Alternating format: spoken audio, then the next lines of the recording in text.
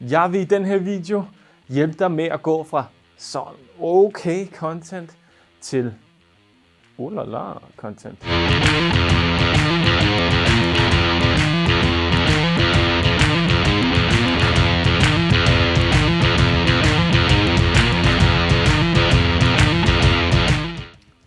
Vores fejl er noget af det sjoveste, som du kan lave noget content omkring.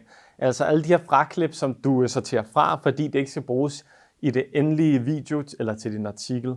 Og det er noget, som der kan give din seer et indblik i nogle af de her uperfekte øjeblikke, som der kan være bag kameraet. Ligesom du kan se her.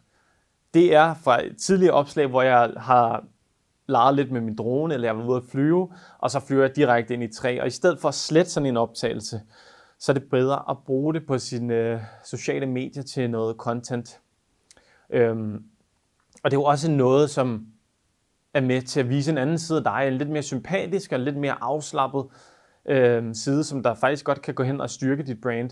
Så jeg vil til enhver tid anbefale, at du får brugt de her fraklip, i stedet for bare at slette dem og sortere dem fra, fordi de kan virkelig noget unikt, og det er nogle meget autentiske optagelser, som du kan give til dine seere, til dine følgere, så plus det, så er det faktisk også oftest ret sjovt at se på.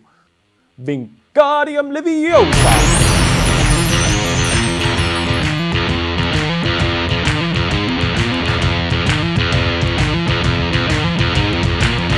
Kend din målgruppe.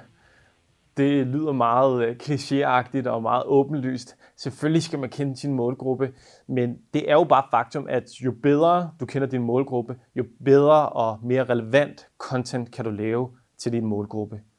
Og så spørger du mig sikkert, jamen Mikkel, hvor godt skal jeg kende min målgruppe?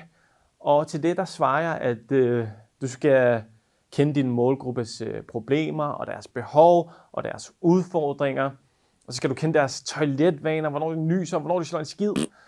Og måske, altså det sidste, det var måske lige lidt for meget, men du forstår min pointe, det her med, at man skal kende sin målgruppe så godt som overhovedet muligt.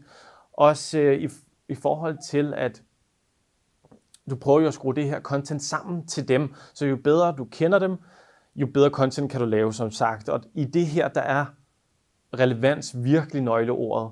Fordi at jo mere relevant det er for din målgruppe, jo større chance er der for, at de vil følge med og se dit indhold.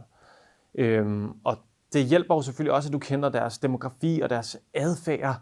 Og ja, altså kend din målgruppe så godt som muligt. Det vil helt sikkert gavne din markedsføring. Og til at starte med, når du laver den her content plan eller content strategi, så giver det mening at prøve nogle forskellige ting af og se, hvad din målgruppe reagerer på. Så ja, det var egentlig i det.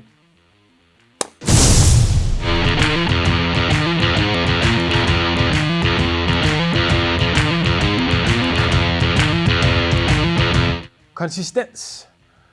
Her snakker vi ikke om en god, tyk, fast mormorsauce, men vi snakker mere om konsistensen i dit content og i din markedsføring. Udvikl en strategi på månedsbasis og sørg for at overholde den.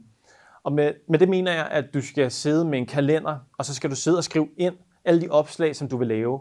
Og så skal du sørge for at overholde den her plan, for den er med til at opbygge dit brand og skabe tillid til dine følgere og få flere følgere helst.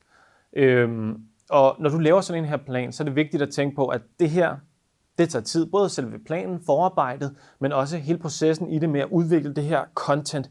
For contentet, det skal også være en vis kvalitet, og så skal du tilføre en masse værdi til dine kunder, eller til dem, der følger med, sådan så at de kan bruge det her indhold til noget.